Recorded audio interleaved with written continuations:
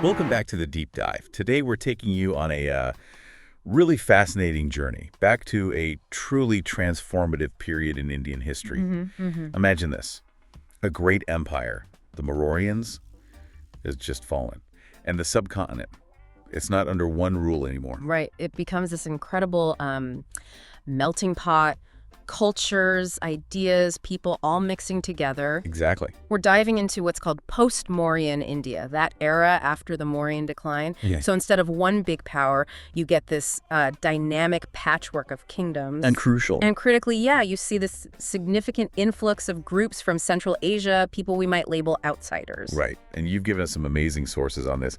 They really show how these incoming dynasties, they didn't just, conquer. No, not at all. They profoundly influenced things. They integrated into Indian society. Absolutely. So our mission today is to unpack how these, invaders actively contributed, how they helped define Indian identity, art, even things like our calendar. And often in ways you really wouldn't expect. Yeah. Challenging our ideas of native and foreign. So get ready for some surprising revelations about cultural collision and creation. It's a great story. Okay, so let's trace this arc of influence. We should probably start with the first big wave, right? The Indo-Greeks. Good place to start. They weren't just some distant echo of Alexander the Great's campaigns, were they? His time there was pretty brief. Oh, far from it. I mean, Alexander's visit was short-lived, relatively speaking. But the Indo-Greeks, they established a lasting Hellenistic presence in India. How does that begin?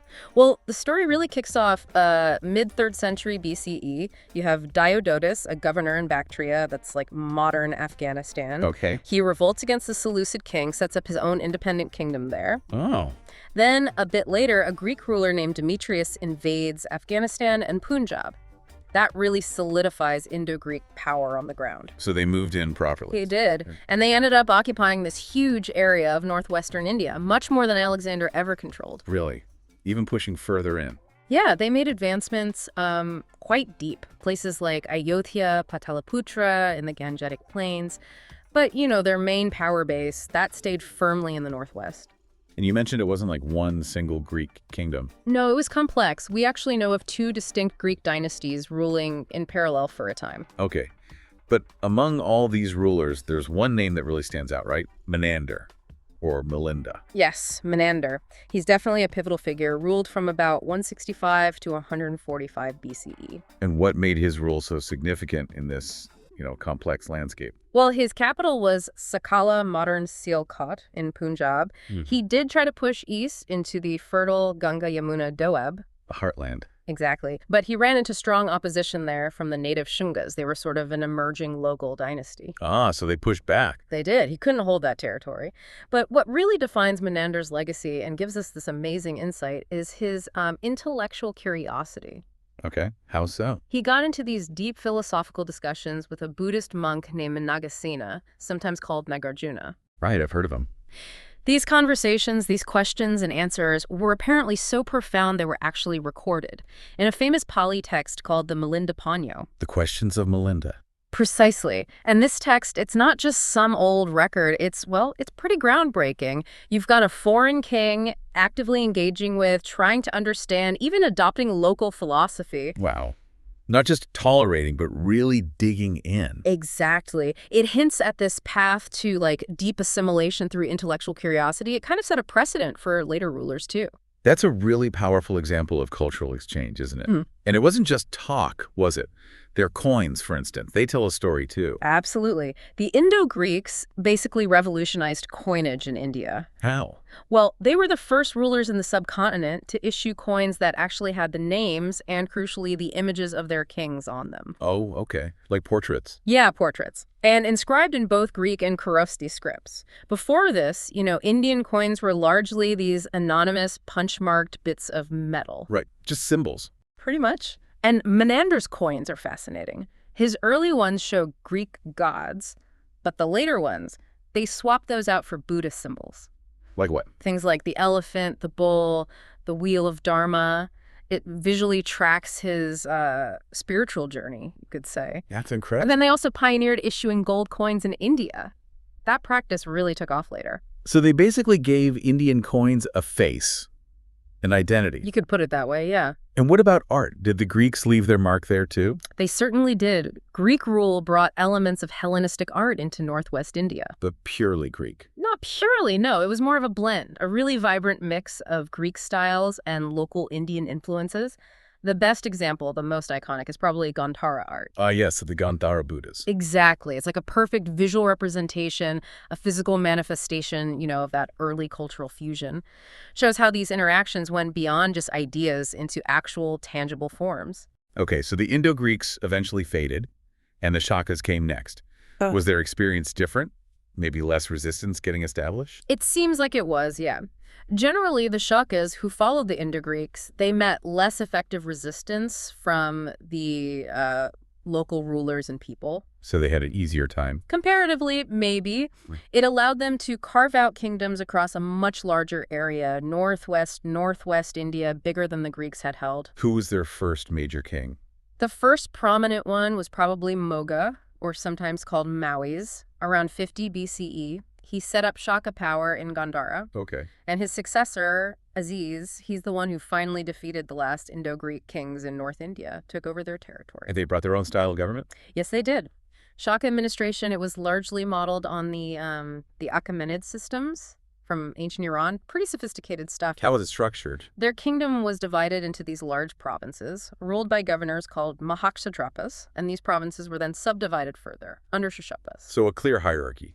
Yeah, it speaks to a really organized approach, a way to manage such a, large and diverse territory effectively.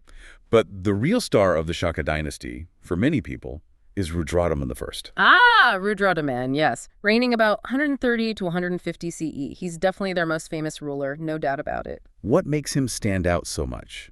Especially thinking about how these rulers connected with, the local people. Well, first off, his empire was huge. Sindh, Gujarat, Konkan, the Narmada Valley, Malwa, Kathiawar, a vast area. Yeah. But what's really fascinating and gives us a key insight into their, let's say, governance strategy was his dedication to public welfare and culture. Like what? He's famous, celebrated even, for repairing the Sudarshana Lake in Gujarat. A lake? Yeah, but it was a huge reservoir, vital for irrigation, a massive piece of infrastructure, especially back then. Repairing it was a monumental task. Sounds like a big project. What's the story there? There's this incredible inscription, the Junagadh Rock inscription. It's written in this really beautiful, high-flown Sanskrit, chaste Sanskrit, they call it, and using Brahmi script. And what does it say? It tells the whole story, how the lake, its embankments, channels, everything was originally built way back during the Mauryan period. By Chandragupta Maurya's people. By his local governor, Prishigupta. Then, centuries later, a terrible storm just wrecked the embankments. Oh, disaster. Big time. But Rudradaman, he steps in and repairs it. And here's the kicker. He used his own personal resources, his own money. Not state funds.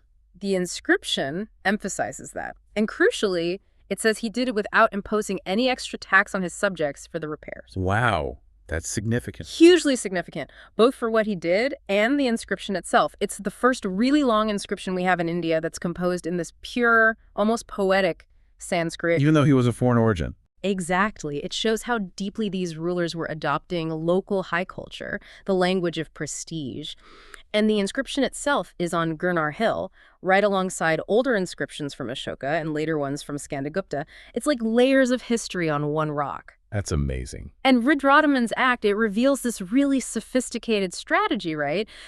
These rulers understood that real power, lasting power, wasn't just about conquest. It was about public service, looking after people, respecting their, economic stability, earning legitimacy. That's a really powerful point. Legitimacy through service. Yeah. And this era also connects somehow to the Vikrami calendar. It does, yeah. The Vikrami Samvat, it's a Hindu calendar, still widely used today in parts of India and Nepal.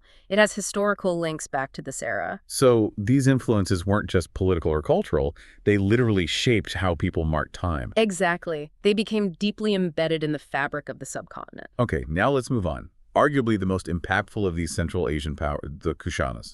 The Kushanas, yes, definitely major players. Where did they come from and how did they rise to such, prominence? So the Kushanas, they originated from a group called the Yuechi tribe. They were nomadic people from north-central Asia near China. Okay. The Yuchi were apparently divided into 5 clans, and the Kushanas were one of those clans. Right. They first moved into Bactria, actually displacing the Shakas who were there. Then they pushed into the Kabul Valley, grabbed Gandhara. So following a similar path initially. Somewhat, yeah. But then they expanded much further. Over the lower Indus Basin and eventually large parts of the Gangetic Basin, too. Their empire became absolutely immense. How big are we talking? Stretching from the Oxus River way up in Central Asia, all the way down to the Ganga. From Khorasan, which is in Central Asia, to Varanasi in Uttar Pradesh. A huge territory. Wow. And this empire really peaked under Kanishka, right? He must have been quite a force. Oh, Kanishka, yes. Son of Vima Kadphises. He was a towering figure, no doubt. Ruled roughly 78 to 120 CE. And he expanded the empire even more. He did. Pushed further into Upper India, the lower Indus Basin. He even got into conflicts with the Chinese. Apparently lost the first time, but won territories from them on a second expedition. A serious player on the world stage then. Where was his capital? His main capital was Purusharpura, that's modern Peshawar, in Pakistan today. But he also had a secondary capital at Mathura, a really key city in northern India. Kanishka's legacy is huge, including the Shaka-era calendar, which we still use references to. That's right. Tradition holds that in 78 CE, when Kanishka ascended the throne, he initiated the Shaka era. It became widely adopted by later dynasties. And is still relevant. Absolutely. It's so significant that India's national calendar, the one adopted back on March 2010, 1957, is actually based on the Shaka era. Chaitra is the first month. So that's a direct, tangible link. From Kanishka right to modern India. A system of timekeeping that's just endured. Pretty amazing when you think about it. And we actually have inscriptions that tell us more about him, like the Rabatak inscription. You mentioned that gives incredible detail. Yes, the Rabatak inscription, found in Afghanistan. It's a stone text, 23 lines, written in the Bactrian language but using Greek script. Bactrian language. Yeah, an Eastern Iranian language spoken in that region. The inscription is a historical treasure trove. It gives Kanishka's complete family tree, his genealogy. Tracing him back. Right back. Through his father, Vima Kadphises, his grandfather, Vima Tuktu, to his great-grandfather, Kujala Kadphises, the founder. Wow.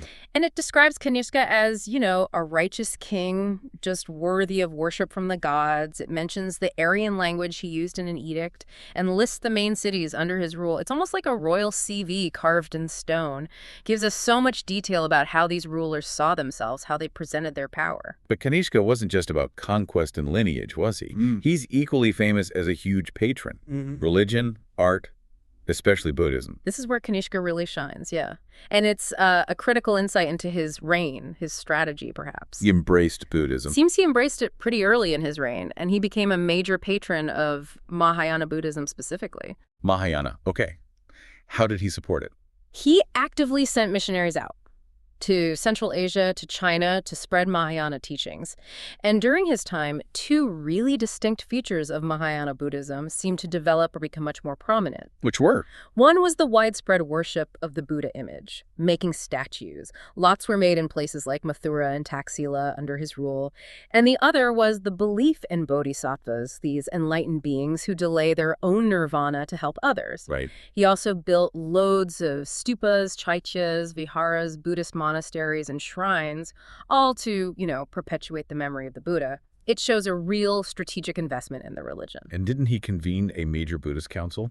Yes, that's another huge contribution. Kanishka convened the 4th Buddhist council. It was held at the Kundalavana monastery near Srinagar in Kashmir. Who presided? Vasumitra was the president. This council was crucial. They discussed Buddhist theology, doctrine, ironed things out, and they prepared these massive commentaries called the Vibhasha Shastras. Commentaries on what?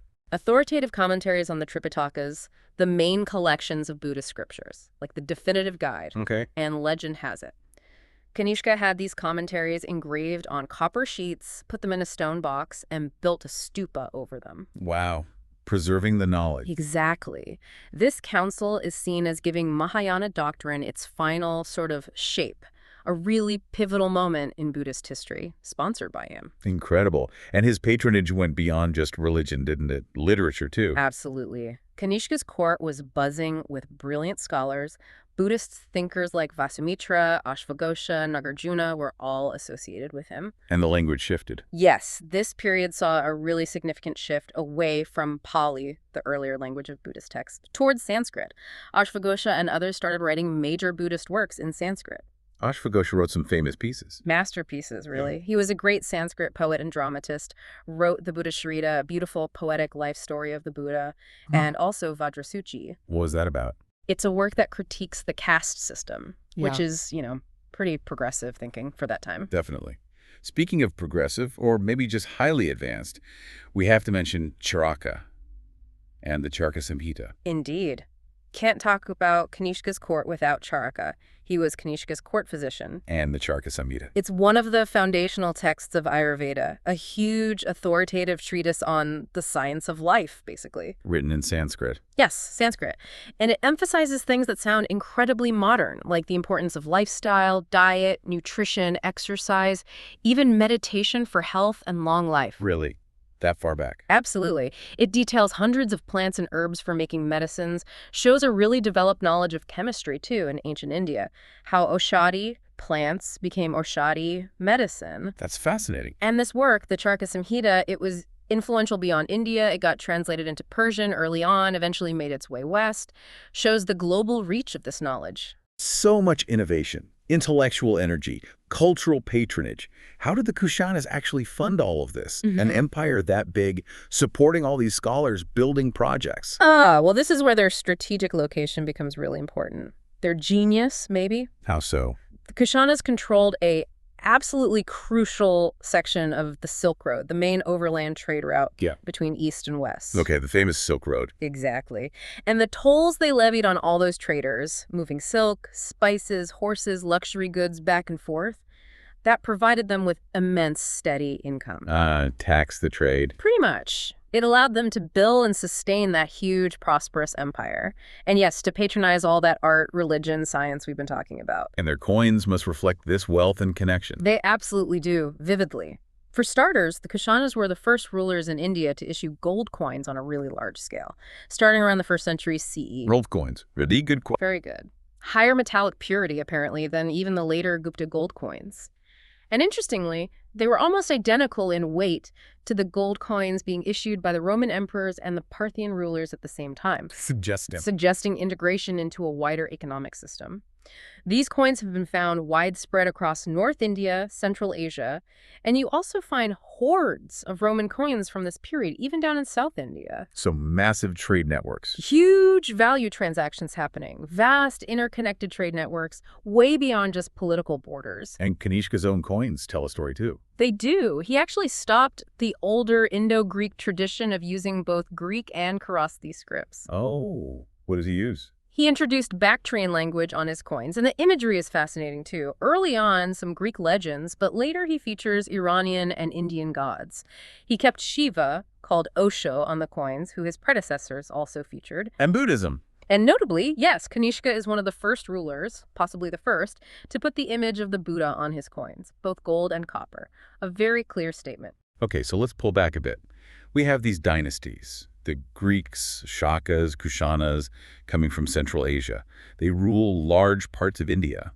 And many of them, especially figures like Menander and Kanishka, embrace Buddhism. Yes, that's a clear pattern. What's really fascinating is why Buddhism? Why not, say, the forms of Hinduism that were prevalent then? That's a great question. And the sources suggest a few possible reasons. It's complex, obviously. Sure. One factor is just that Buddhism was really ascendant during this period. It was the dynamic, growing religious and philosophical movement. So it was popular? Very much so. Another thought is many of these invaders came from warrior backgrounds, right?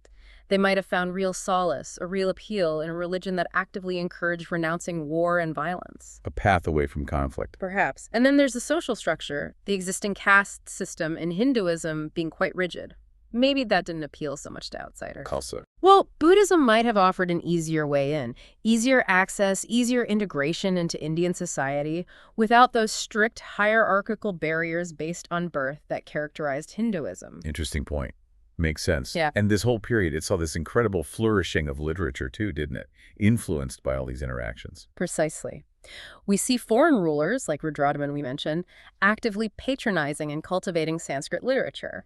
His Junagadh inscription is a beautiful, very early example of polished Sanskrit kavya, or poetry. Yeah, Buddhist literature. Absolutely. The rise of Mahayana Buddhism led to lots of new texts being composed, especially these Avadanas. What are those? They're a type of Buddhist literature basically telling stories about the consequences of good and bad deeds from past lives. Works like the Mahavastu, the Divyavadana, they aim to spread Mahayana teachings through these engaging narratives. So religious texts were thriving. Any secular literature from this time? Yes. Quite famously, the Kama Sutra by Vatsyayana. A Kama Sutra. The very same. It dates from around the 2nd or 3rd century CE, right in this period. It gives us this unique glimpse into, well, secular life, urban culture, relationships in that era.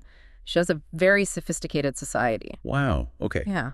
Beyond texts, did this cultural exchange influence things like, say, the performing arts? Yes, there's one really specific example that scholars point to, the introduction of the curtain in Indian theater. A stage curtain. Yeah. It's thought to be a Greek contribution. The Sanskrit word for curtain is yavanika, Yavanika. which literally comes from Yavana, the term used for the Ionians or Greeks. Huh. So the word itself tells the story. Pretty much. Yavana initially meant Greek specifically, but later it kind of broadened to mean any foreigner from the West. It highlights that cultural transfer. Okay, what about science and technology? What did India gain, and maybe what did it give back during this dynamic period? Well, Indian astronomy and astrology definitely benefited from contact with the Greeks. They adopted Greek terms for planet, planetary movement. What? Even the term Horoshastra, which means astrology or the science of horoscopes, that's derived directly from the Greek word horoscope. No kidding. Yeah.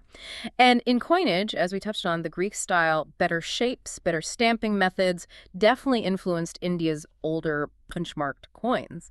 And the Greek coin named drachma became the Indian drama. So Greece influenced Indian money. Did India influence Greek coins? Yes, it went both ways sometimes. You see Greek rulers using the Brahmi script on their coins, alongside Greek, and using Indian religious motifs too, like we saw with Menander. Okay. But was it always a two-way street? What about medicine? Interestingly, in medicine and also botany, chemistry, India didn't seem to adopt much from the Greeks in this period. Really? Why not? It seems because Indian scholars were already making huge advancements themselves. People like Charaka, Sushruta, they were already developing highly sophisticated systems. We saw the Charya Samhita, that detailed knowledge of herbs, chemical processes for medicine. It was already very advanced internally. So India was ahead in some areas. In those fields, it certainly seems so at this time. So exchange happened, but it wasn't uniform across all domains. Right. Any other maybe surprising technological transfers that stand out from this era? Maybe from Central Asia? Yes, there are some fascinating hints. Kanishka himself, on his coins, he's often shown wearing trousers and long boots. Trousers and boots. Yeah.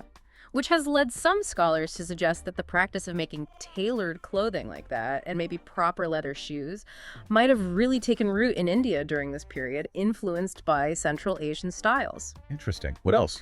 Well, the Kushans also imitated Roman coins, especially their copper ones. And we know there were direct embassies, official delegations sent between Indian kings and Roman emperors. Like diplomatic missions. Exactly. To Emperor Augustus around 2728 CE, and later to Trajan around 110-120 CE. These direct contacts likely introduced new technological practices too. One area often mentioned is glassmaking. Glassmaking improved? Seems so. The technology for making glass appears to have advanced significantly in India around this time, possibly due to these Roman connections. Wow. What an incredible journey this has been, this deep dive through post-Mauryan India. It really is a remarkable period. I mean, from Menander's philosophical chats to Rudradaman building public works with his own cash. Yeah, the lake repair. To Kanishka's huge empire, his strategic backing of Mahayana Buddhism, Ayurveda. We've really seen how these groups, often just labeled invaders, became absolutely integral to the fabric of India. This deep dive, it really highlights something important, I think. How periods that we might see as unstable or times of external influence can actually be these crucibles. Hotspots for immense cultural fusion and innovation. Right. Not just disruption, but creation, too. Exactly. That blend Hellenistic art, Central Asian administrative ideas, indigenous Indian traditions, it created something truly unique, something enduring, something that shaped the subcontinent for centuries afterwards. It really did. So When we look at the legacy of this post-Mauryan era, it genuinely challenges our simple notions of native versus foreign, doesn't it? Completely. These dynasties, they didn't just come and impose their will and disappear. They became part of India. They enriched its spiritual world, its art, its science, in ways that, as you say, echo even today. They became Indian, in a sense, while also changing what Indian meant. Yeah. So what does this all tell us about how fluid culture and identity really are? How deeply intertwined different civilizations can become, even across huge distances, vast empires, over centuries? That's the big question, isn't it? Definitely something to ponder. Until our next deep dive.